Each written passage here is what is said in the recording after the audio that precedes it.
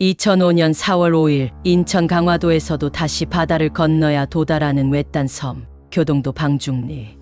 이 마을은 당시만 해도 주민수가 100명을 겨우 넘기는 조용하고 평화로운 농촌이었다. 사람들은 문을 걸지 않고 살았고 이웃 간의 방문이 잦았으며 누가 어디로 갔는지도 알 수 있는 좁은 공동체였다. 외지인이 마을로 들어오기만 해도 그 소문이 하루 안에 퍼질 만큼 폐쇄적이었다. 그날 아침 김영숙은 평소처럼 남편을 일터로 보내고 혼자 집에 남아 있었다. 남편은 어업 관련 일을 하던 사람이었기에 새벽 어둠 속에서 떠났고 김영숙은 조용한 아침을 준비하고 있었을 것이다. 그 집은 평범한 단층 농가였다. 마당이 넓었고 대문은 쇠창살 대신 나무문을 걸쳐놓는 정도였다. 언제나처럼 마을에는 강아지 짖는 소리조차 들리지 않았다. 하지만 오전 7시 15분경 마을의 평온은 비명을 삼킨 정적 속에서 깨졌다. 이웃집 할머니가 집 앞론으로 나가던 길에 김영숙의 집 문이 열려 있는 것을 이상하게 여겼다. 평소엔 닫혀 있어야 할 문이 반쯤 열려 있었고 문틈으로 희미하게 붉은 흔적이 보였다. 이상한 예감의 발걸음을 옮긴 이웃은 잠시 후 믿을 수 없는 광경을 목격하게 된다. 거실 바닥 한가운데 김영숙이 피범벅이 된 채 쓰러져 있었다. 그녀의 몸은 무참하게 훼손되어 있었고 얼굴조차 알아보기 어려운 지경이었다. 칼에 찔린 자국은 온몸에 퍼져 있었고 상처의 수는 최소 30군데 이상이었다.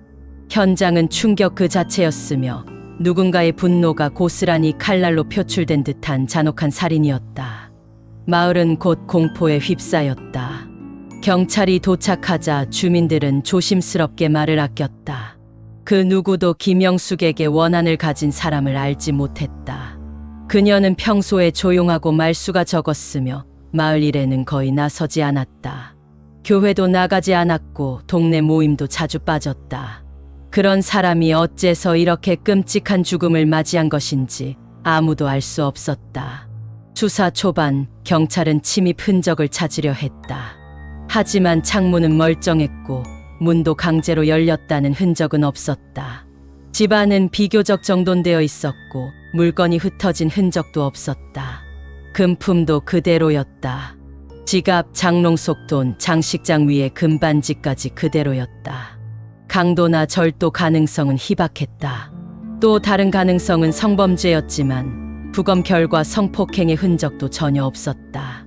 그럼에도 불구하고 범인은 분명히 피해자를 잘 알고 있었던 것처럼 보였다.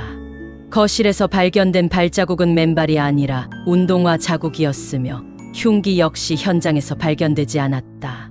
누군가 흉기를 들고 침입해 범행을 마치고 다시 그것을 들고 사라진 것이다. 그러나 이곳은 교동도 섬이다. 들어오고 나가는 모든 사람은 도선이나 연락선을 이용해야 하며 당시만 해도 CCTV는커녕 휴대전화 수신조차 불안정했다. 외부인의 침입은 거의 불가능에 가까웠다.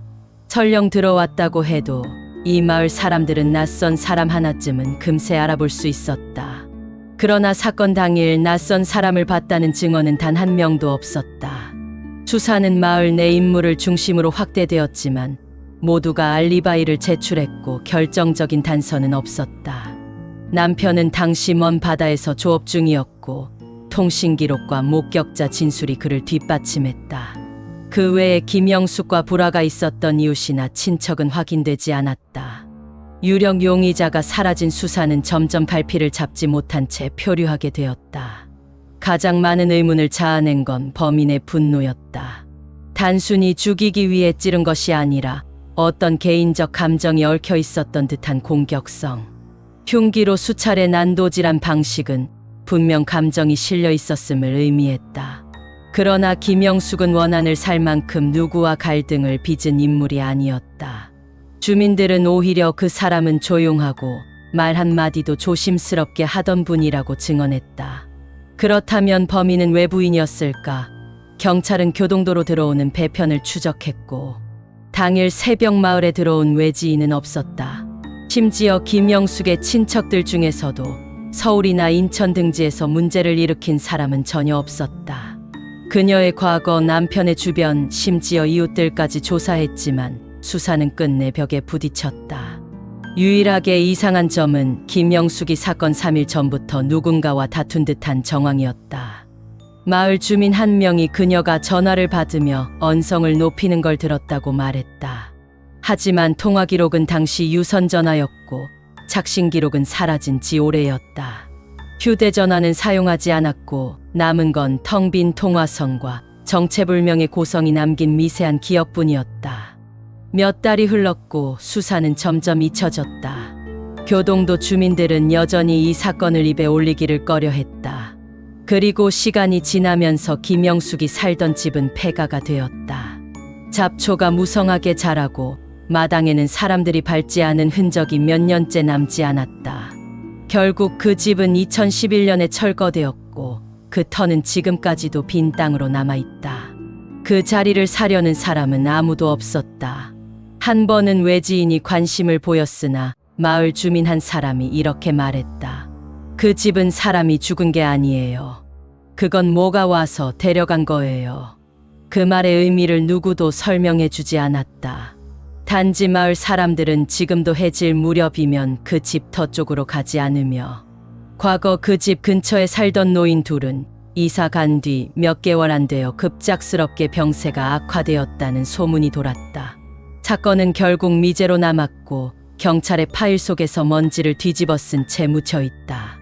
인천지방경찰청은 2015년 마지막으로 해당 사건을 장기 미제 사건 목록에 등록했지만 그 뒤로도 범인 검거 소식은 들려오지 않았다.